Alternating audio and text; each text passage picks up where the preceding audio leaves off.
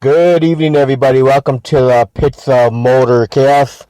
This is your host, Dave. I got line special guest, drag racer Justin Herbst. How you doing, Justin? Pretty good, you? Not bad. Finally got you on. Yeah. You were recommended by Mr. Don Finley for me to interview, and now I got you on finally. Yeah, I ran with Don quite a bit. Yeah. He said you're a great young man to interview, so let's talk about your drag racing. What year did you start racing? I started racing, I think, about 2002 is when I actually got to go to the track as far as drag racing. And had a little Pro Street Vega that we still have. Still own the car today. I just don't drive it anymore. Just kind of sits in the garage. Yeah, he said you got a Vega, then you got the funny car, and you got a front engine dragster. Yeah, I've got two dragsters, two front engine cars. One of them, the last motor I had in it was actually the motor that's in the funny car now, little blow and big block. And then I've got another front engine car that's NE2 for the Nostalgia series that has Kinsler stack injected small block in it. So now, what got you into drag racing, Justin? I guess growing up we did a lot of dirt track stuff, but I always wanted a car that you could drive uptown to a car show and take it on the weekends and race it and have a little fun with it. And, dirt track, you can't do that. So I just kind of always thought having a nice show car that a guy could go out and hot rod and not worry about tearing up a nice show car, Yeah. So now, from what I understand, that Don told me was the Scorpion funny car is actually the Roger Lindenwood Color Me Gone car. Yeah. So when I got the car, the guy had a article from 1986 that it was Jim McGran owned the car. He was a second owner, and the article had his name on it, and it said that he bought it from Roger Lindenwood as one of the last Color Me Gone cars. But I did talk to Jim, and he said that it was the backup car, it was the Plan B. So it wasn't actually painted Color Me Gone. Right. So the article I got is half true and half, after I did a little research, there's a few guys that, kind of got after me that it wasn't the Color Me Gone car, but it was the backup car from what I've gathered. Right. So it's still a Lindenwood car, which means something, and I didn't buy it for history. I bought it to run. So, but it was definitely a Roger Lindenwood car. No, you're running alcohol, right? Yeah, I'm on alcohol. No, you got a screw blower? No, it's just a 871. It's strip, but it's not a screw blower or nothing. But let's talk about your car now. Just give me all the details on that car. It's all cast iron, stock block, just a stock 454 block. It's got a set of World Merlin cast iron head, solid roller cam, just kind of the basic, actually. It's kind of I built the motor, and we had to do a lot of updates on the car to get it to certify again. But I kind of built the motor for, old school rules. All cast iron, kind of stuff they had back in the early 70s, before the aluminum got popular. Right. Got a 9-inch in it, full floater. We are on a Power Glide. We're not on a Bruno or nothing like that. It's an actual Power Glide. Kind of basic there, but it seems to be working. It's as far as tranny and stuff, I had a converter issue, but other than that, I don't think there's really been much wrong with that. It seems to work. So have you made a lot of passes with that car now? I probably got probably about 70 passes between last year and this year. You know, we just made 10 passes the last 2 weekends, just 5 passes each time out. So I'd say I'm probably 60 to 70 passes on it already in the last year, between last year and this year. So what's the quickest pass you've made with that car so far? I've made 2 passes that were 748 at 181. And I guess we'll throw in on that, along with the build of this motor and stuff, my goal was 750 to run the Nostalgia Eliminator 1 class, which is 750 index, 760. So I'm right where I want to be with this motor combination. I do want to build a bigger motor, and I've got a 1471 sitting on the shelf. For down the road, I want to build something a little bit more radical, you know, maybe try to get that 7.0 area. Well, you're going to have to step up your game to run with the Funny Car Chaos. I know. That's what I'm worried about, but I've talked to a lot of guys that have been there. I talked to Mike Buchanan quite a bit, and Matt Nissen, he's from Nebraska here. I talked to those guys quite a bit, and they say it's more part of being there. You know, it's not necessarily going out to win it. It's part of being in the family reunion, I guess, is what Shaggy Racer called it the other day out of Colorado. He said it's more of the family reunion, so we're going to go out and have a good time either way. Yeah, it's nice just to see all those old nostalgia funny cars in there doing their thing, long smoky burnouts and dry hopping and all that good stuff. Yep. And we also got in with a group of guys last year out of Colorado. It's Rocky Mountain Superchargers. And they run on a 750 index.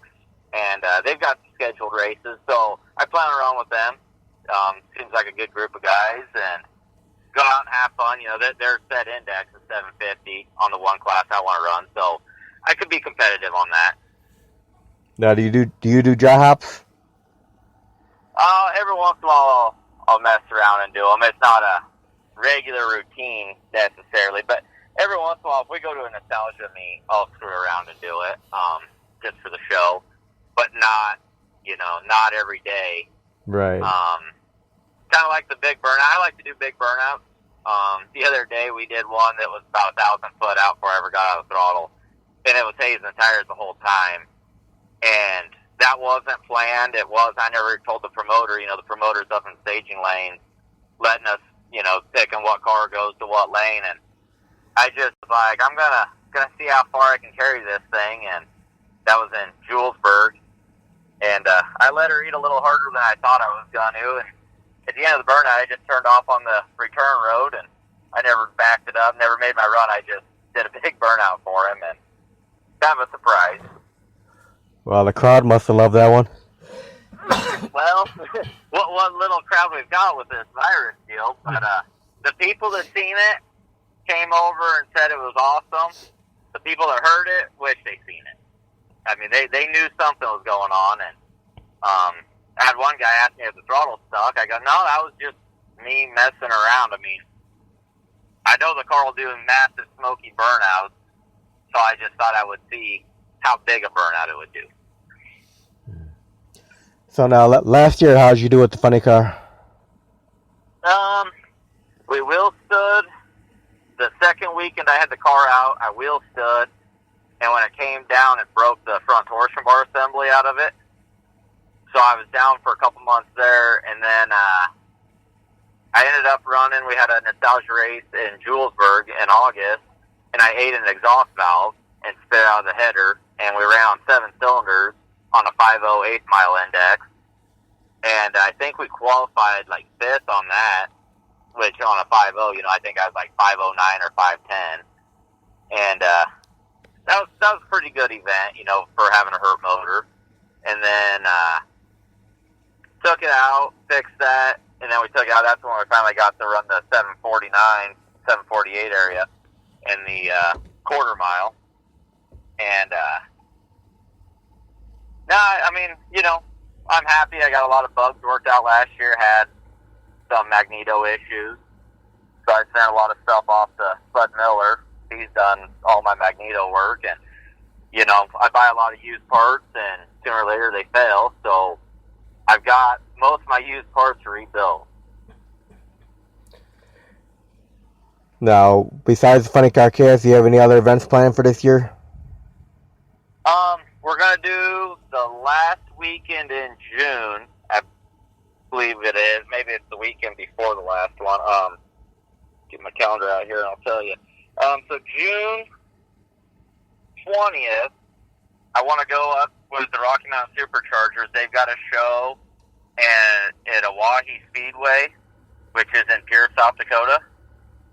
I'm going to go up there and represent with them guys.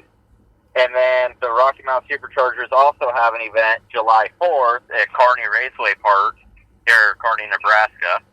And that's a nostalgia meet, and the Rocky Mountain Superchargers are going to be there.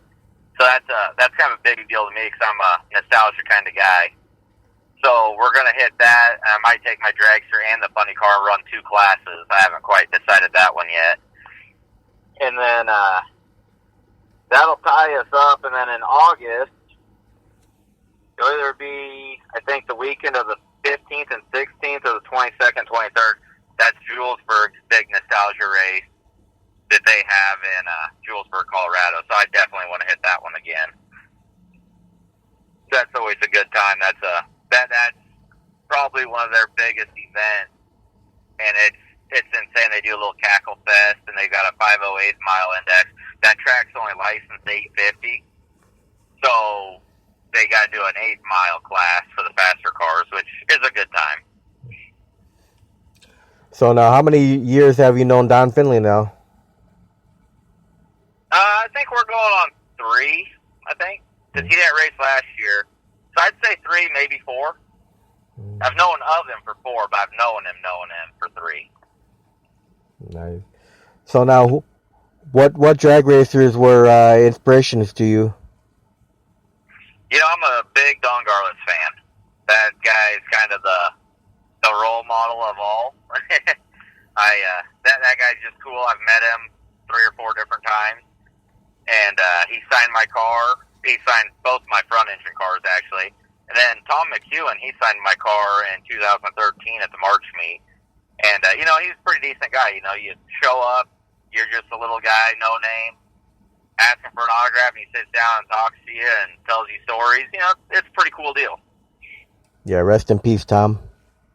Yeah, that was definitely, I mean, it was definitely worth meeting him. And same deal, you know, Garlits, I met him, and, he was busy when I first went over to his trailer. Let him settle in, came back a couple hours later, and nicest guy. I mean, that guy just, growing up, I always thought the front engine dragsters were wild. Now he's seen them, I'm like, man, one of these days I'm going to own one. And my dad called me at work one day, and he goes, you serious about wanting one? I go, yeah. And he goes, I found one in Sanford, Connecticut.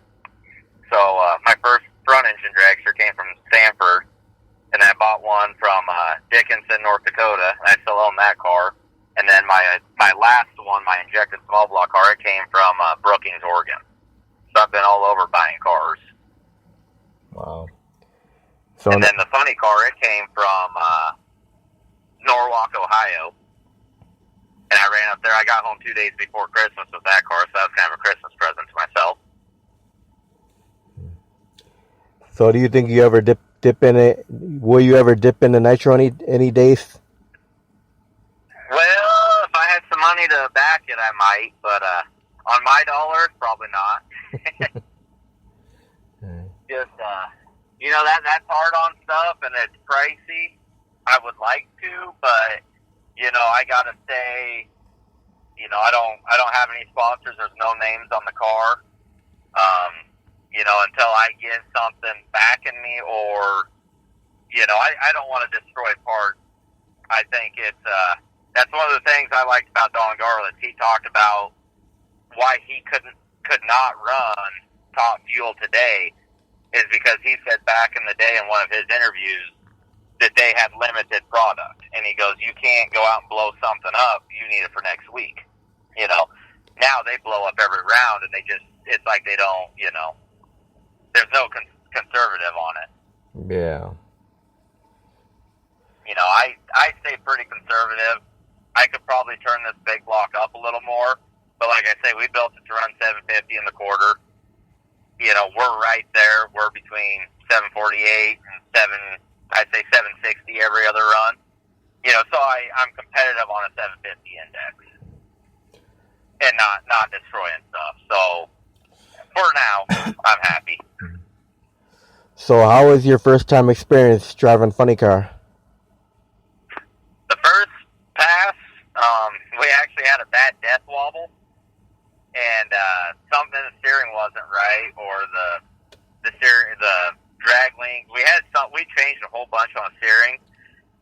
So the first pass, like in the burnout, they shut me down, and then we had to go back to the drawing board, and we redid a bunch of steering. And then the second weekend out, I guess we did all right. I got my license and everything for the shorter wheelbase. I only had dragster licenses before. So we did okay on that. And then the third weekend, I guess, was when it wheel stood and it broke the front end out from underneath the car. But we ran 780s that weekend, for the fifth or sixth pass in the car. It felt good. I really enjoy driving the funny car, actually. I really do. So no claustrophobia when the body came down on you? I love that, actually. That, I'm trying to think of how a guy would describe that. It's not claustrophobic, but, it muffles the sound of the zoomies. I've drove some altered, too, and when it muffles the sound of the zoomies, it's like it puts you in your own cocoon. It's your own little sanctuary. No, I really like it. I really actually, there's nothing cooler than when the body comes down. Now, after all the years you've been drag racing now, what still keeps you passionate about drag racing? I would say it's probably all the family, the racing family. Even if I got a buddy that runs with me all the time, he doesn't even unload his car half the time. He goes racing and leaves his Nova sitting on the trailer. And he goes, it's just a way to get out of town. You hang out with your buddies that you don't see every weekend. And he helps me out all the time on the car. I mean, he primes it. He does what he can. And, he made comment before. He goes, it's just kind of the point of getting out of town and hanging out with people you don't see every day. So I would probably go with that. It's hanging out with your racing family and enjoying the day and just going fast legally. Now, do you have any regular crew members? The girlfriend goes with me all the time. The kids go. He'll be 12 and an 8-year-old, and they go all the time. I've got a guy that, depending on his work schedule, he's a railroader, but Patrick, he goes quite a bit. And then AJ, he's guy that primes it and stuff. We've got 3 or 4, I guess, that'll tag along every once in a while. But as far as regular basis, pretty much the girlfriend, anybody I can find at the last minute. So now, what is your girlfriend's responsibility for the car? She does everything. She does everything. She's anywhere from the tires. When I fire the car up to warm it up, she's the one sitting in it on the warm-up stand. She pulls it to the line, pulls it from the line. She can lift the body, and the 12-year-old, he can pull the tree out. I'd like to not make her do that because I know it's heavy. I mean, the car is heavy to me, so it definitely would be for her. But we can do it. I mean, we can run the show with just her, me, and the boy. And then the 8-year-old little girl, she just hangs around and is a goofball for everybody to watch. But, we could run it. Funny Car Chaos, my mom and dad are going with me. So my dad, he's helped me out. I think he went to 5 races with me last year. And so he's been around me. I picked up a guy in Iowa, Roger. He was an ex-truck driver that I met through my dad's business. And he went to Kearney last year with me, and he went to Ottawa, Iowa with us.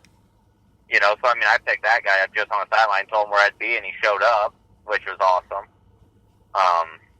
I got a couple guys that they'll wing it and go, but, like, this weekend, it's going to be my parents and my girlfriend and I, and that'll be our crew, I think. unless I can find somebody on the way through town that wants to jump in the trailer and go. Yeah. So sometimes it happens that way. You get to town, Pierre, South Dakota. When I go there at the end of next month in June, I've got a local racer up there that I've stayed in touch with through the years, and he just called me the other night and said he put it on his work schedule that he'll be available. So when I get up there, if I need a guy, he'll be there. So that's kind of neat, you know. Another one of them racing family deals that keep in touch with them, and you know, that guy wants to see me succeed, so he said if I needed help, he'd be there. That's good. Yep. So now your mom and dad have always supported you in your drag racing hobby? Oh, yeah. Yeah, actually, my dad, my little Vega, my dad bought that car originally for me. I think the bill of sale was 01 when we actually got the car. And 3 years ago, he's talking about selling it, so I just went ahead and paid him off on it. And so I own my original car, you know. I own the very first car I ever took down the track, so. Now, Justin, if you could have the race fans remember one thing about you, what would you want that to be? So, hopefully not crashing it. Yeah. You know, I don't know. You know, it's probably just good burnouts, or you know, I don't know. Hopefully, a positive attitude. I mean, I'd rather have that on my name than anything. Is just having somebody think personally that I'm positive, not necessarily about the race car. You know, personality goes a long ways. Now, when you're out on the track on the sideline, do you have any pre-race rituals or superstitions when you're out there? No, I think the car's going to do whatever it wants to do, and I'm just along for a ride. Like I say, last year wheel stood and it broke the front end out from under it.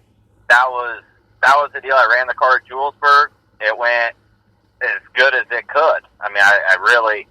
And then at Kearney, it was like it was just dead hooking, and the front end was climbing. And you know, I don't know. I kind of feel the car's going to do whatever it's going to do. I'm just along from the ride. Not really superstitious or anything. I guess I get my own little world and my happy spot and stab the throttle and go. Now, the name of the car, the Scorpion, did you come up with that name?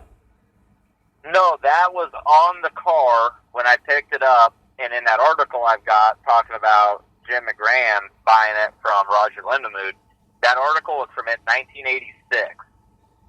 And the car was painted and named Scorpion. And when I bought it, it's an old paint job, but it's still got a lot of metallic, and it's still a pretty car when it's waxed up. I'm going to have to clean it. The pictures I have on the internet right now, and even the videos, it's dusty because it's set all winter. But I'm going to wax it before we get to Funny Car Chaos, and it's a really beautiful car in the sunlight, or even in the lighting. You know, it's a beautiful car, so I don't want to ruin the car by changing it. I think I'm going to add something to it over the wheel well or something to make it my car. But you know, it's too good looking of a car. It's got the 80s paint, so I don't want to rename it. I don't want to repaint it necessarily. I want to keep it as vintage as I can. Right. Now, have you ever ran at Eddiesville before? No, I've never been there. I had a gal at Julesburg last weekend tell me about it, and she said I'd love it. She says that track is just awesome.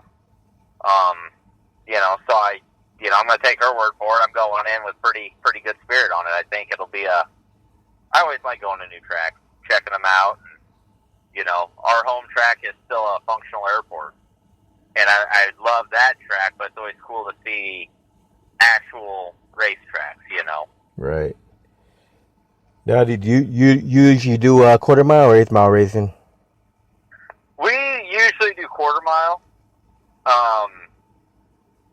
You know, like I say, Julesburg, they got that deal knocked down to 8 mile for the faster cars, just so their insurance and NHRA agreement. And there's no guardrails. It's an actual airport. And then I've ran it Pacific Junction, Iowa. It's 8 mile. And I've ran at Onawa, Iowa, and it's an 8 mile. But then I've been to Bowling Green, Kentucky for the Hot Rod Reunion race. And I've been to Bakersfield, California, here, South Dakota, Marion, South Dakota, Denver.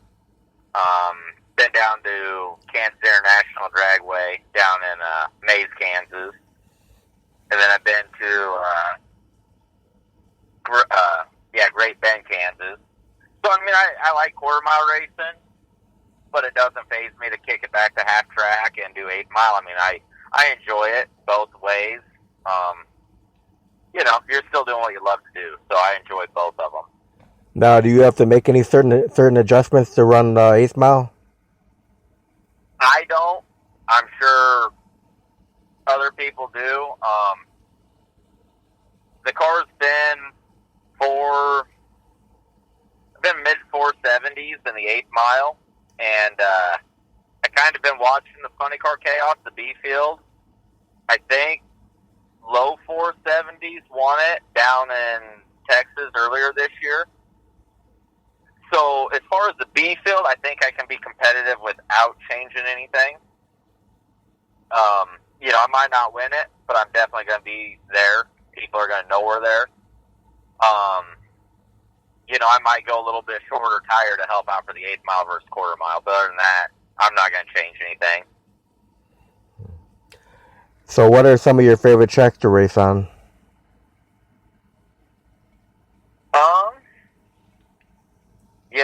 We hit the old Julesburg the most. I really like that Oahe Speedway up at Pierce, South Dakota.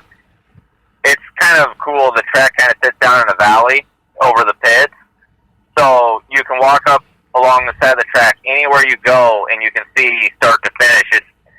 It sits down in the valley, so it's kind of a neat deal.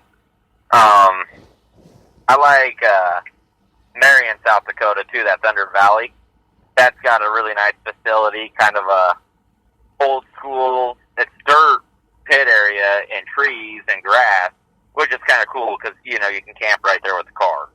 You don't have actual camping stalls away from the trailer and the car. It's all in one area, so that's kind of a neat deal.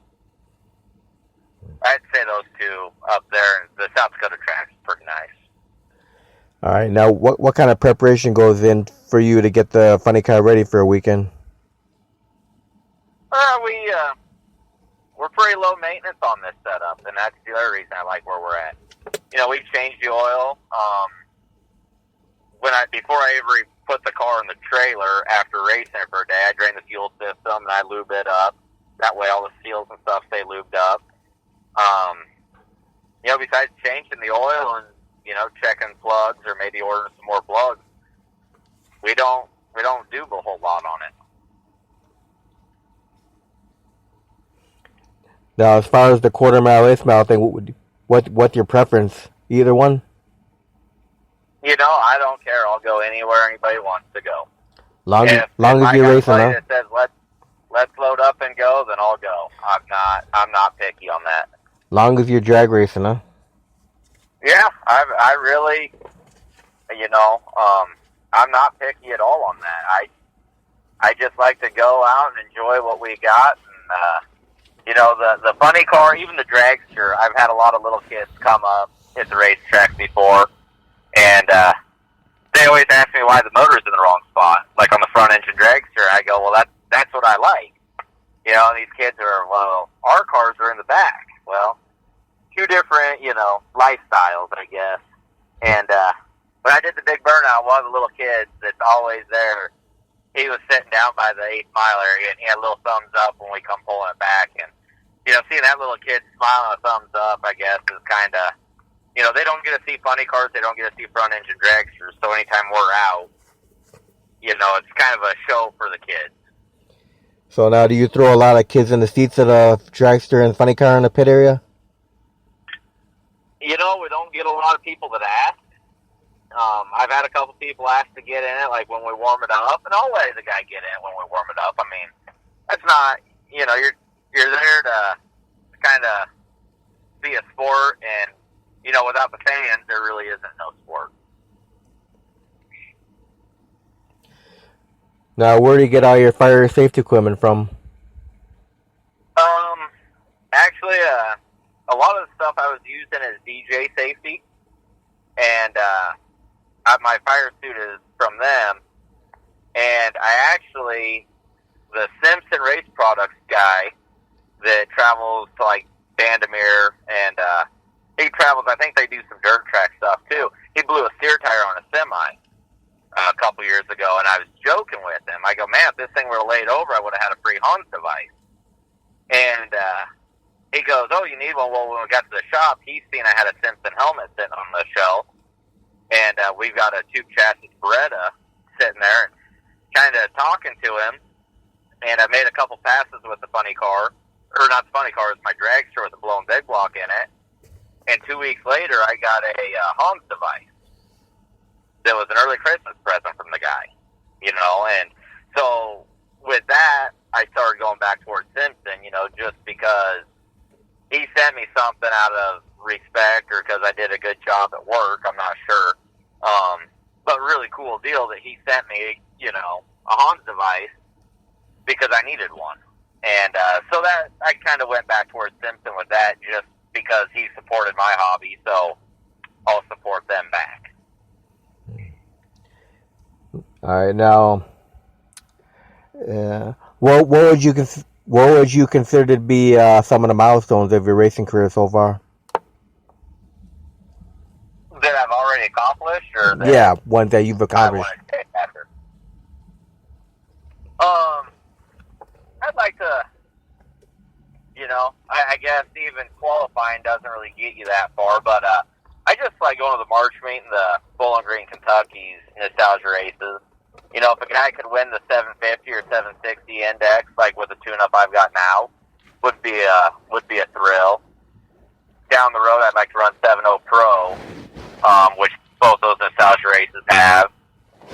You know, I'd just like to stick around that kind of deal. It could be affordable once you get there. I think once you got your foot in the door, you could hang there. But if you ever see the qualifying sheets at March meet or the Bowling Green race, those guys are dead on the tree and they are dead on the index. I mean, they got a lot of seat time.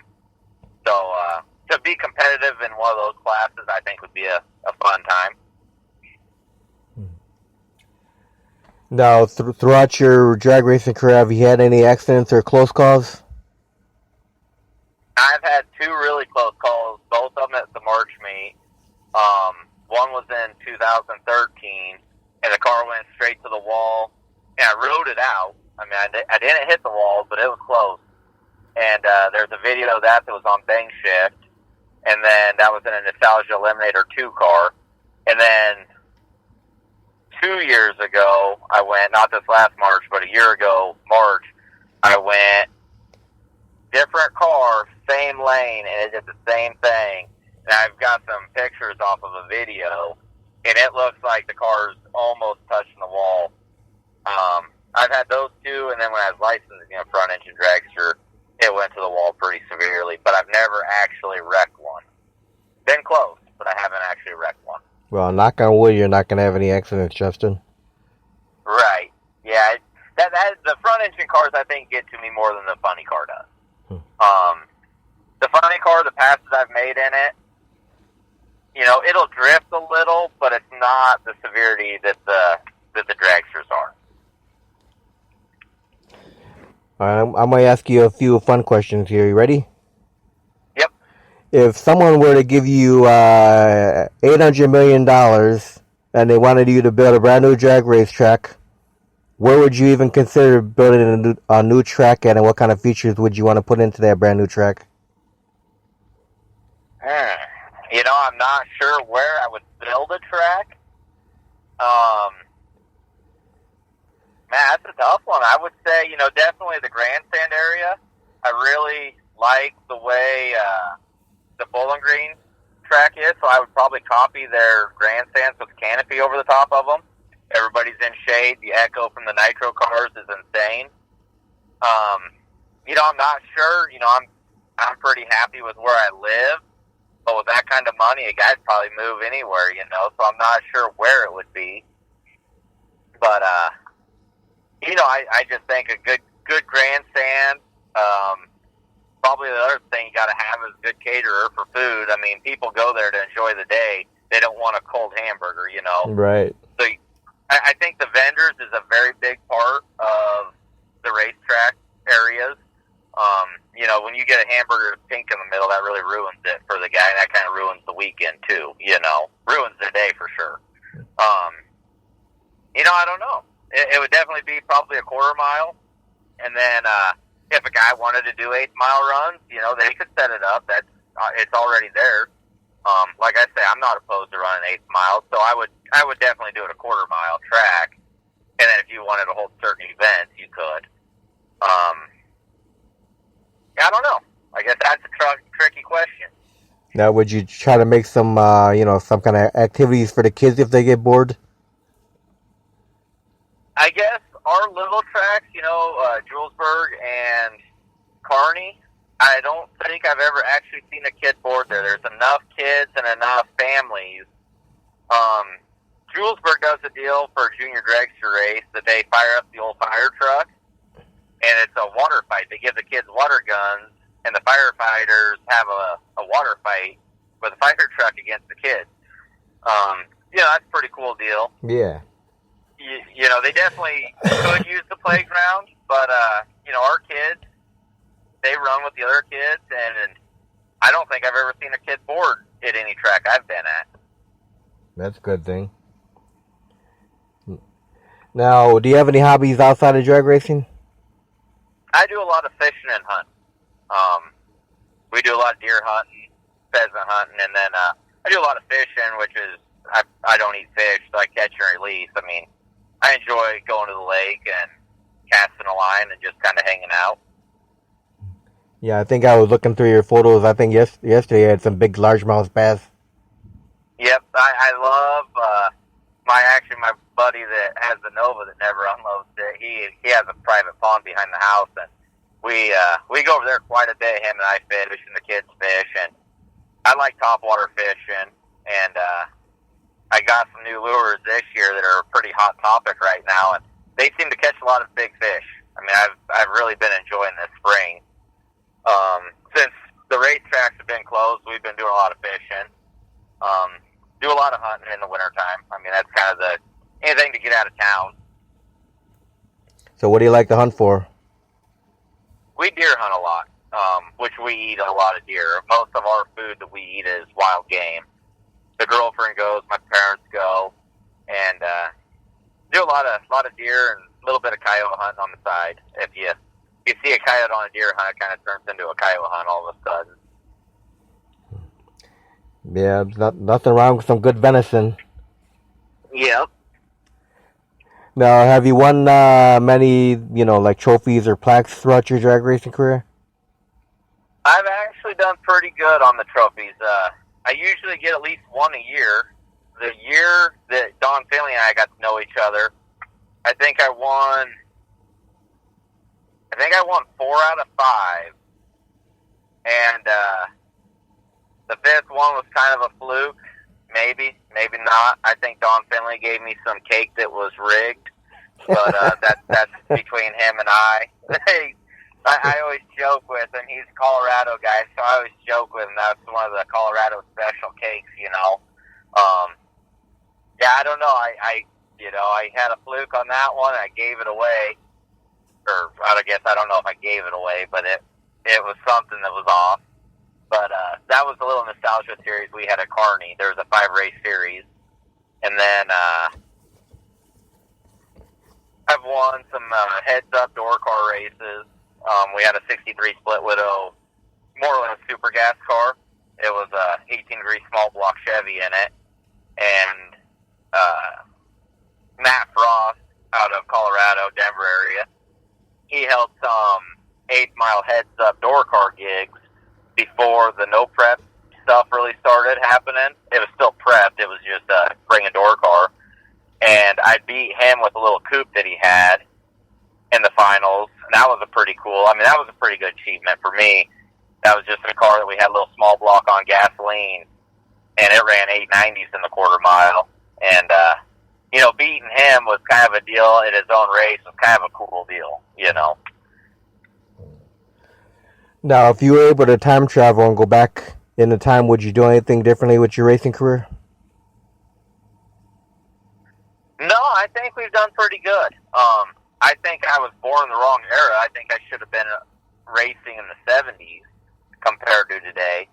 But no, I think everything, I've learned from a lot of stuff. I've built a lot of junk vehicles, I guess you'd call them. I've had an 80 Malibu and an F10, and, you learn something from every vehicle you touch. But no, I think, I blowed up some stuff. I had one that blew up and had a big fireball on it. Got warm, but it wasn't on fire, But, I guess on that, you learn from it. You learn that you can't put junk parts with good parts and hope it'll last and try to boost it. No, I think everything's a learning lesson, and I don't think I'd change anything. All right, now from any of your races, you have a most embarrassing moment? Probably the one with old Don Finley's cake. No. Every time we go, it's a good time, and no, I think everything's good on that. I don't think I get embarrassed too much. All right, what's the fondest memory of your drag racing career? It'd probably be, actually, it'd either be meeting Garlitz or McEwen, and there was another one at the March meet 2 years ago. I was sitting in the grandstands after we ran, and Ed Iskandarian walked up and sat right behind us and was talking to us about, like, in the 70s, running old flatheads and stuff. And that was pretty cool. I mean, that guy, he was walking up. I didn't even know who he was. My buddies hit me. He's like, that's Ed Iskandarian. I'm like, nah. He sat down and he started talking to us, and, I was the idiot. I asked him to make sure that's who it was, and he really was. And, that's just pretty cool. That guy talked to us like he was one of us. He wasn't anything better than us. He was just a down-to-earth guy, and I thought that was really neat. All right, a couple more quick fun questions here before we finish up. What is your favorite food to eat? No. I'm a steak or chicken guy. I guess if I'm hungry, I'll eat anything. But, we eat a lot of deer, but a good old fat juicy steak or some chicken, or I guess even pizza. I like pizza, so any of those, I'm not picky. Favorite drink? As far as soda or beer? Either one. Soda, Mountain Dew, and Coke. And I don't get a drink a lot. I'm on call 24/7. But beer, I drink Bud Light in a bottle. Favorite music? I can get down with about anything. Anything that's got either a good rhythm behind it or it's got a meaning behind the song, As long as there's a meaning behind the song, I can, not a big Michael Jackson fan, but the Man in the Mirror song, it's got a pretty good meaning if you listen to lyrics. So I can listen to that. I can listen to rock. I can listen to country, just about anything. Awesome. Well, Justin, I want to thank you very much for taking time to do this interview. All right, no problem. Sorry it took so long to get a hold of me. No problem. You have any final words for everybody? No, just hope Funny Car Chaos goes good, and if you can get on I think Bang Shift is the one doing the live streaming. If a guy can wing the $10 or whatever it costs to do live stream, I hope to see you there. Awesome. Well, I wish you the best of luck at Funny Car Chaos, Justin. All right, thank you. You have a great night. You too. And stay safe. Bye. Bye-bye. Will do. Bye.